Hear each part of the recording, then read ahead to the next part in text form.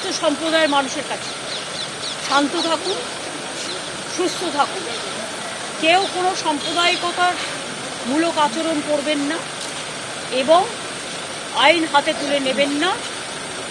আমরা সেটা government of India এবং গভর্নমেন্ট অফ বাংলাদেশ সেটা দেখে রাখবো। গভর্নমেন্ট অফ ইন্ডিয়া যেভাবে বলবে আমরা সেভাবেই করব। আর আমি সমস্ত পলিটিক্যাল পার্টি লিডারদের অনুরোধ করছি এবং বিশেষ করে সমস্ত জগতের সবাইকে, দয়া করে এমন কিছু পোস্ট করবেন না যাতে কোনো সাম্প্রদায়িক সম্প্রীতি এখানে নষ্ট হয়। এবং সব দলের নেতারাই তাদের বলবো, এটা দেশের ওপর ছেড়ে দিন, দেশে আমাদের সরকার আছে, তাদের ওপর ছেড়ে দিন।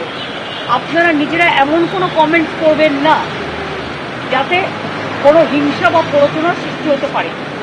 সকলেই আমাদের ভাই বোন এটা মনে রাখবেন, বাংলাদেশের যে ঘটনা, সেই ঘটনাতে আমরা সবাই উদ্বিগ্ন, কিন্তু সেটা নিয়ে পোস্ট করতে গিয়ে এমন কিছু লিখবেন না বা বলবেন না যাতে বাংলার কোনো শান্তি নষ্ট হতে পারে বা ভারতের শান্তি নষ্ট হতে পারে। এটা আমি সবাইকে বলবো, ইনক্লুডিং দ্য বিজেপি লিডার্স, কারণ তারা অলরেডি কিছু পোস্ট করছে যে পোস্টগুলো করা উচিত না বলে আমি মনে করি। আমি আমাদের নেতাদেরও বলবো কেউ কোনো পোস্টে যাবে না। সুতরাং আমি আপনাদেরও বলবো এবং সমাজ জগৎকেও বলবো, শান্তি রক্ষার স্বার্থে আসুন।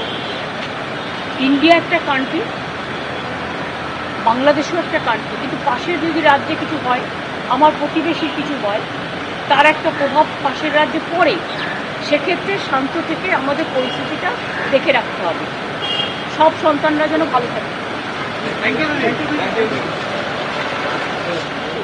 সরাসরি মুখ্যমন্ত্রী মমতা বন্দ্যোপাধ্যায়ের বক্তব্য আপনারা শুনলেন। আমি আবারও কথা বলবো বাংলাদেশের সাংবাদিক জুয়েল আনন্দের সঙ্গে। জুয়েল, এইটা আপনার থেকে জানতে চাইছি, যখন সেনাপ্রধান বলছেন যে 24 থেকে 48 ঘন্টার মধ্যে একটা অন্তর্বর্তীকালীন সরকার গঠন করা হবে, রাষ্ট্রপতির সঙ্গে এই মুহূর্তে সম্ভবত আলোচনাও চলছে, কিভাবে হবে এই গোটা প্রক্রিয়া? এই গোটা প্রক্রিয়াটা আলোচনার আগে আমি একটু আপনাকে একটু থামাচ্ছি আপনাকে। যে ছবি আপনারা দেখছেন এই মুহূর্তে, যখন শেখ হাসিনা প্রধানমন্ত্রীর পদ থেকে ইস্তফা দিচ্ছেন সেই মুহূর্তের ছবি দেখছেন। শেখ হাসিনা যখন বাংলাদেশের প্রধানমন্ত্রীর পদ থেকে ইস্তফা দিচ্ছেন সেই মুহূর্তের ছবি আপনারা দেখছেন। সেনাবাহিনীর উপস্থিতিতে, সেনা প্রধানের উপস্থিতিতে শেখ হাসিনা প্রধানমন্ত্রীর পদ থেকে যখন ইস্তফা দিচ্ছেন, ইস্তফাপত্রে যখন সই করছেন, সেই মুহূর্তের ছবি আপনারা দেখতে পাচ্ছেন।